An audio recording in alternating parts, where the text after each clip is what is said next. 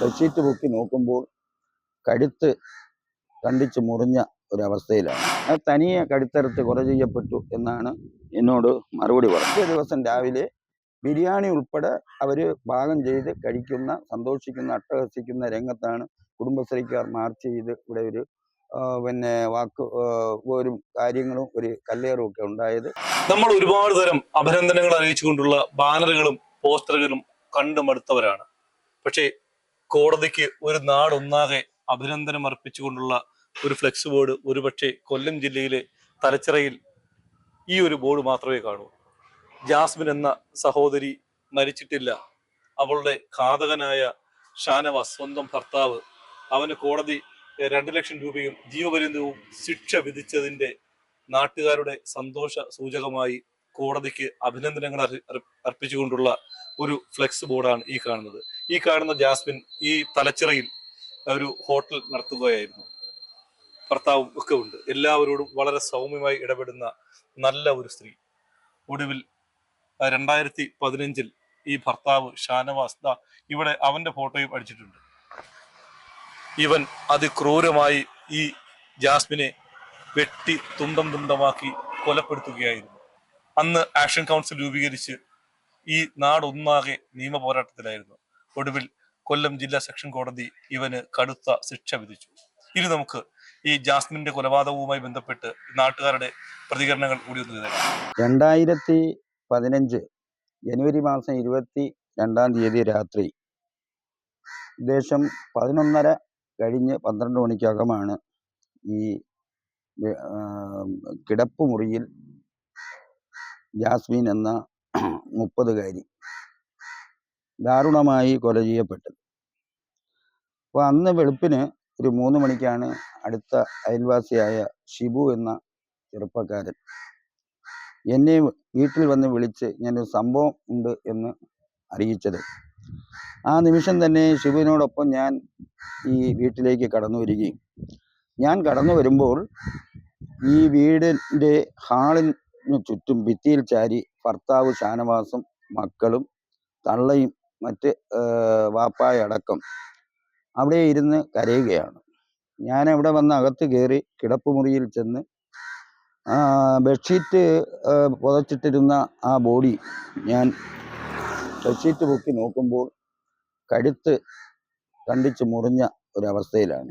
ഉടൻ തന്നെ ഞാൻ ആ ബെഡ്ഷീറ്റ് താഴ്ത്തി ഇട്ടിട്ട് വന്ന് ഭർത്താവിനോട് ചോദിച്ചു സംഭവം എന്താണെന്ന്. അത് തനിയെ കഴുത്തറുത്ത് കൊല ചെയ്യപ്പെട്ടു എന്നാണ് എന്നോട് മറുപടി പറഞ്ഞത്. അപ്പോൾ ഞാൻ ഈ ഷാനവാസിന് സംശയം തോന്നിയത് പിന്നെ 2:45 2:45 3.5 വയസ്സുള്ള മകള് വിളിച്ചു പോകുന്നത് കേട്ട് അകത്തേക്ക് ചെന്നു എന്ന് പറയുമ്പോൾ ഭർത്താവ് കിടപ്പുമുറിയിലല്ല കിടന്ന് എന്നാണ് എന്നോട് പറഞ്ഞത്. അപ്പോൾ അതെന്താണ് കാരണം, കിടപ്പുമുറിയിൽ കിടക്കാതെ പിന്നെ ഹാളിൽ കിടന്ന കാരണം എന്താണെന്ന് ചോദിക്കുമ്പോൾ വാപ്പ സുഖമില്ലാത്ത ആളെ രാത്രിയിൽ കതക് തുറന്ന് പുറത്തേക്ക് ഇറങ്ങിപ്പോകും, അതുകൊണ്ട് വാപ്പ പോകാതിരിക്കാൻ കതകിന്റെ സൈഡിലാണ് ഞാൻ കിടന്നത് എന്നാണ് അപ്പോൾ എന്നോട് മറുപടി പറഞ്ഞത് ഈ ഷാനവാസ് ഭർത്താവ്. സാഹചര്യം കണ്ടപ്പോൾ എനിക്ക് ഏറെ സംശയമുണ്ടായി. ഞാൻ ഇറങ്ങി കൊട്ടാരക്കര പോലീസിൽ അറിയിച്ചു. പോലീസ് വന്നു. SI അടക്കം അകത്ത് വന്നിട്ട് ഈ ബോഡി കണ്ടു. ഉടൻ തന്നെ ഈ ഷാനവാസിനോട് SI പറഞ്ഞു, ഷർട്ടിടാൻ പറഞ്ഞു, വണ്ടിയിൽ കയറ്റി കൊണ്ടുപോയി. പിറ്റേന്ന് DYSP അടക്കം അന്നത്തെ local DYSP local Zulfikar sir അടക്കം ക്വസ്റ്റ്യൻ ചെയ്തു. പുള്ളി കേൾക്കുന്നില്ല, സുഖമില്ലാത്ത വാപ്പയാണ് കുറ്റക്കാരനെന്ന് പറഞ്ഞു വെച്ചു. ഉടൻ തന്നെ അവർ വീണ്ടും ഇവിടെ ഈ സ്പോട്ടിൽ വന്നു. സ്പോട്ടിൽ വന്നതിന് ശേഷം ആ വെട്ടുകത്തി എടുത്ത് കയ്യിൽ കൊടുത്തു. അവൻ കൈ വിറയ്ക്കുകയാണ്. അപ്പം ശാസ്ത്രീയമായ പോലീസിൻ്റെ അന്വേഷണത്തിലും നിഗമനത്തിലും ഇത് വാപ്പ അല്ല എന്ന് തോന്നി. വീണ്ടും പോലീസ് ക്വസ്റ്റ്യൻ ചെയ്തു. അവൻ തന്നെയാണെന്ന് ബോധ്യമായി.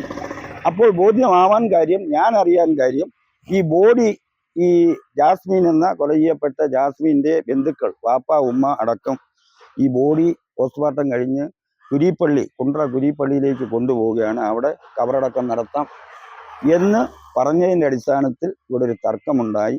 ഇവിടുത്തെ ജുമാ മസ്ജിദിൽ അടക്കം ചെയ്യണമെന്ന് ഭർത്താവിൻ്റെ ആൾക്കാരും പെണ്ണിൻ്റെ ആൾക്കാർ അവിടെ അടക്കം ചെയ്യണമെന്നും. അപ്പം തർക്കം ഉണ്ടായപ്പോൾ ഞാൻ DYSPയോട് ചോദിച്ചപ്പോൾ പറഞ്ഞു പ്രതിയാണ്, പ്രതിയുടെ ആൾക്കാർക്ക് അവകാശമില്ല, ഉമ്മായുടെ പിന്നെ വാപ്പായ്ക്കും ബോഡി കൊടുക്കാൻ പറഞ്ഞു. അങ്ങനെയാണ് ആ നിമിഷമാണ് ഷാനവാസ് പ്രതിയാണ് എന്നും ഷാനവാസാൽ കൊല ചെയ്യപ്പെട്ട ഈ ദാരുണ അന്ത്യം ജാസ്മിൻ ഉണ്ടായത് ഷാനവാസിൽ നിന്ന് ആണ് എന്ന് മനസ്സിലാക്കുന്നത്.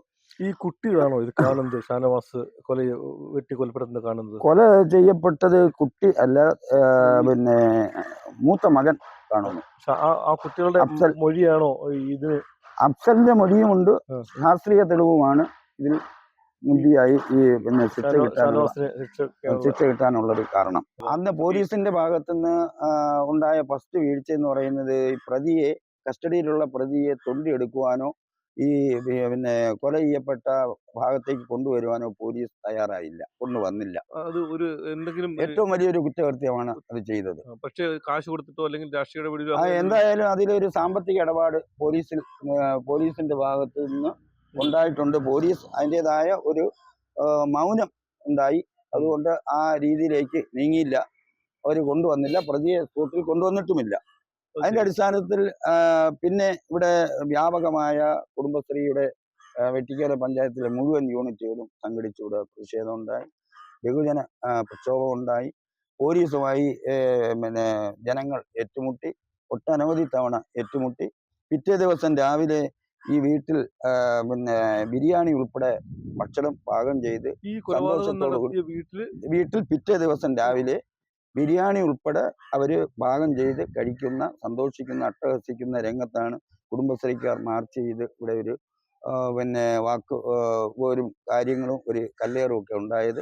അതിനുശേഷം എങ്ങനെ ഇത് ക്രൈംബ്രാഞ്ചിലേക്ക് പോകാൻ ആക്ഷൻ കൗൺസിൽ ആയ പ്രസിഡന്റ് എന്ന നിലയിൽ ഞാൻ പഞ്ചായത്ത് പ്രസിഡന്റുമാണ്, വാർഡ് മെമ്പറുമാണ്. ഞാൻ പ്രത്യേക താല്പര്യം എടുത്ത് അതിന് മെമ്മോറാണ്ടം തയ്യാറാക്കി.